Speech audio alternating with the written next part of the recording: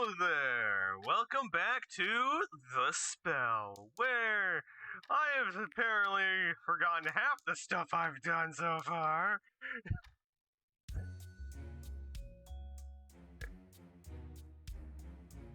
You want to see his house? Ah, shit. Is it this point where I'm gonna be questioning what the fuck I'm doing? She said, her mouth hanging open. I have a bad feeling about this. You're kidding, right? I actually can't fucking tell! Why are you asking? She was probably waiting for the joke to come. She stopped waiting when he brought the tickets to for the booth for the both of them.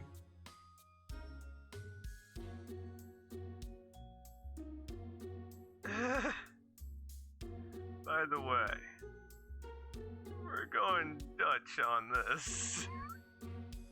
Ditch on this.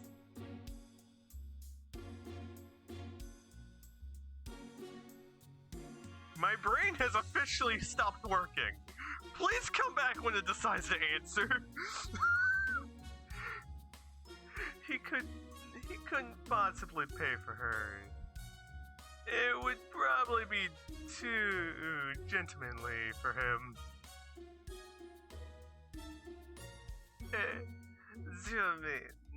I got to actually pay to steal this thing.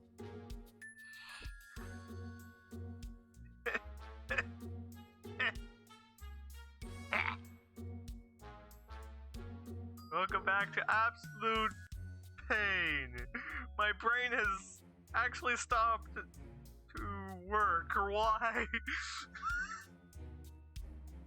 In the theater room, she started chatting, talking about this and that.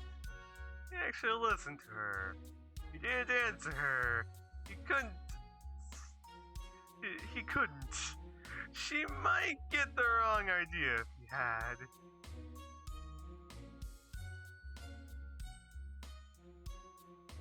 Eh? What do you want me to answer with? I don't know how to answer. The cherry on the cake, though, was to fall asleep after the first 5 minutes of the movie. Surprisingly, that has not happened to me yet in a movie theater, even if the chairs are comfortable. Obviously, Steve was not good at sleeping, so his only option was to fake. But try faking to be asleep. An hour and a half in, a noisy theater next to a noisy person. This was probably his hardest challenge yet. Wait.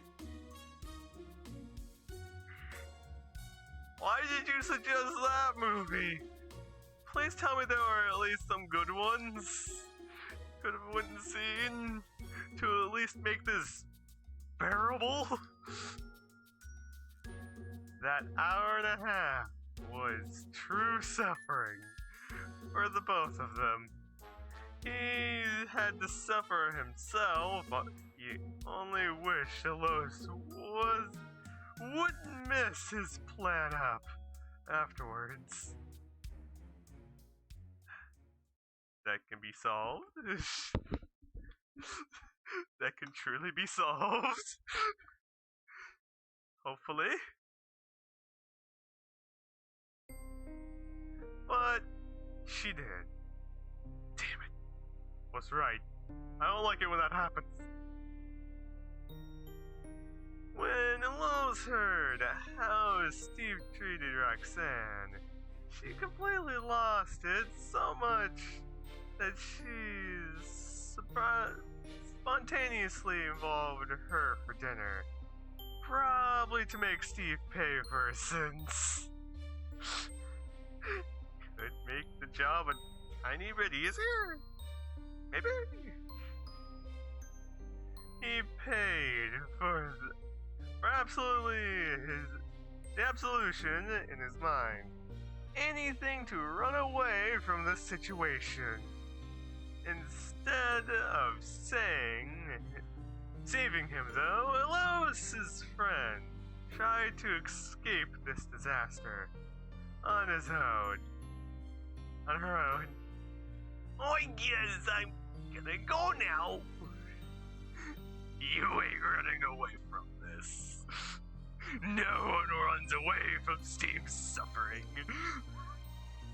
She said as though she had nothing to do. Well, all of us, but Steve knew. Lois would never have thought of such a plan on her own. She was too honest for that. Only a third party would cooperate her like this. Unforgivable. She had to pay. Emily, right?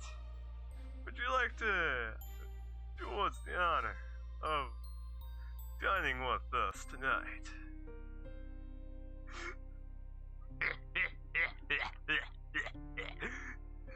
You must suffer for what you did to Steve.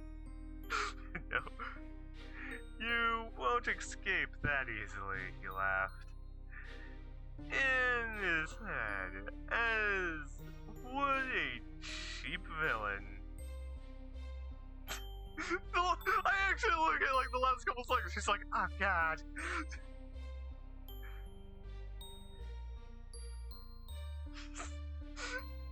All must feel thy suffering. God. He was the only one suffering, though. The four of them made dinner together. Well, it was more him cutting and straining the pain.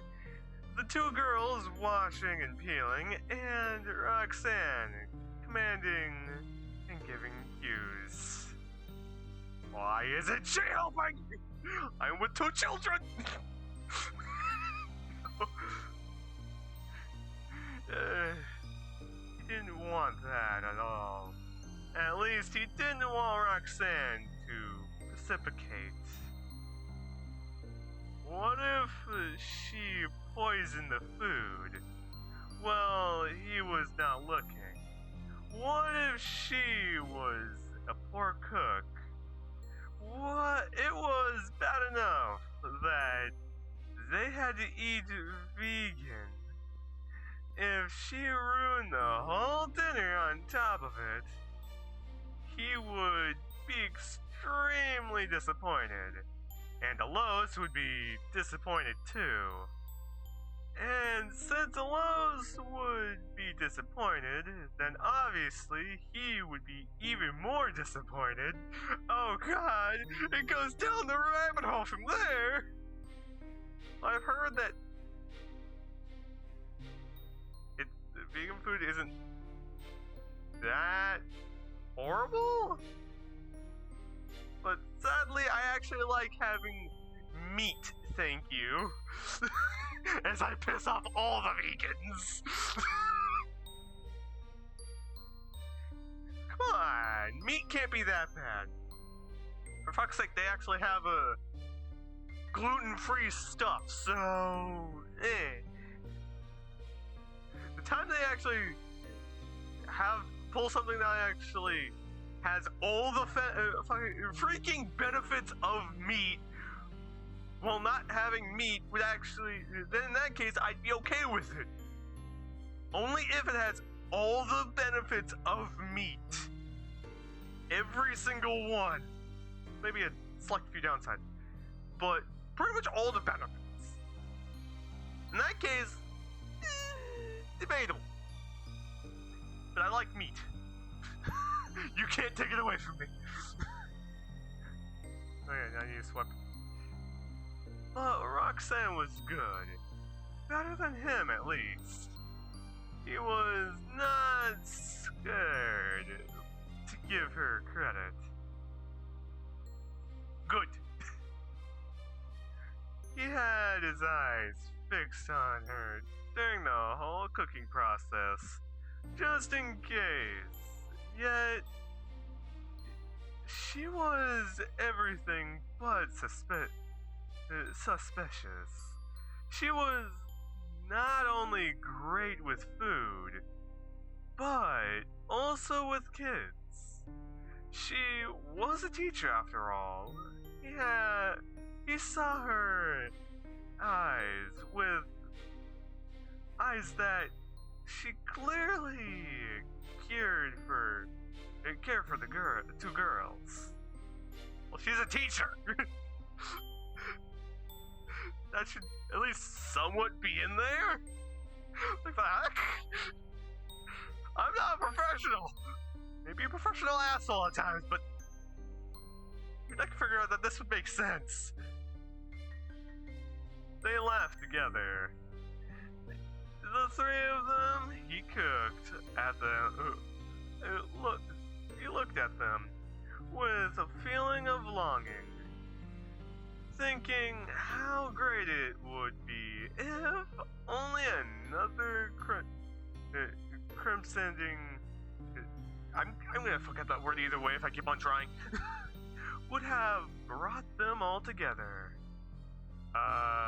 You did. You fool. If he wasn't careful, however, he would start actually enjoying himself. But that was something he couldn't give into. That's the one thing he wouldn't indulge. And after all he had too much respect for his sister to do that. Brought to you by Mortas. During dinner, Roxanne was even more on the offensive, touching him, whispering to him. He didn't know if she was genuinely interested in him, or if she was simply playing, or drunk, or she actually likes you. Because I'm not gonna go down that route of me questioning how this freaking works. Because I'm not a professional. I'm most likely a professional dumbass at best. In either case, he tried not to look too awkward in front of the kids, knowing that Lois's feelings for Roxanne had become more than a simple teacher-student relationship. It's gonna be a nightmare. He bid his time, knowing that the day would eventually end, and by the same means, this nightmare. Please tell me that something's about to happen. Why is it still daylight? Oh.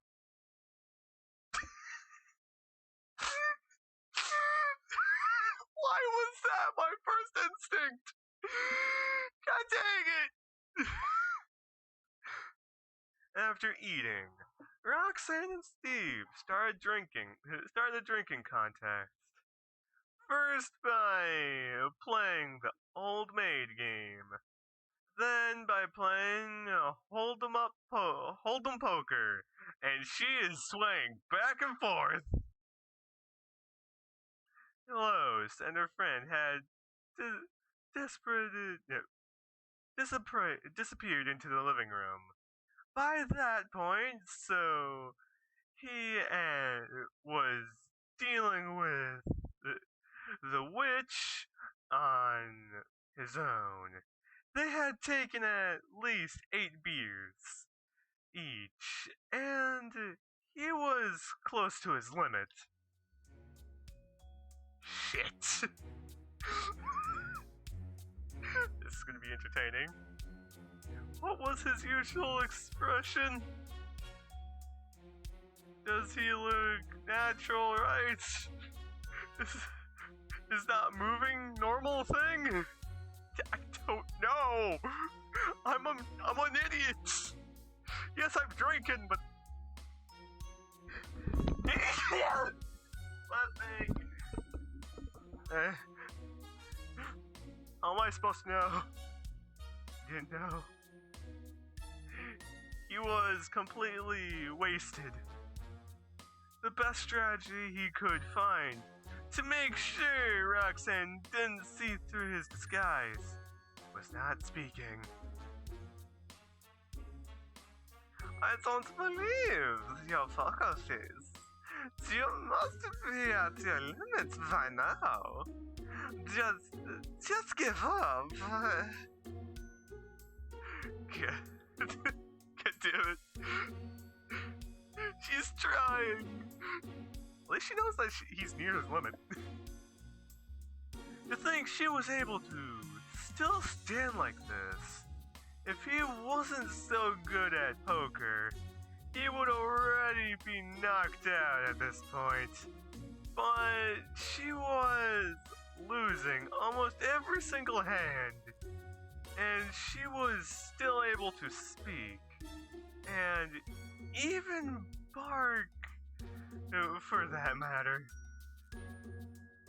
Well, when it comes down to gambling, this makes it more fun. Go on. How long has it been since I last gambled? Oh god, it's been like 3 freaking years, what the hell? I'm not even freaking kidding, it's been like 3, it's been about the time I freaking got out of high school, man. What the hell? That's a while. I need to brush up on some of the games so that I could freaking play them. How frightening. This woman was frightening, and any other. God damn it. Big word again, why? No alarm, bad, no! She should be beating him to a pulp. He thanked God for giving him the opportunity to save face like this. For the end of the episode! I'll see you guys next time, and I hope you have a great, wonderful time, man. And a fantastic day, too. So, I'll see you guys next time.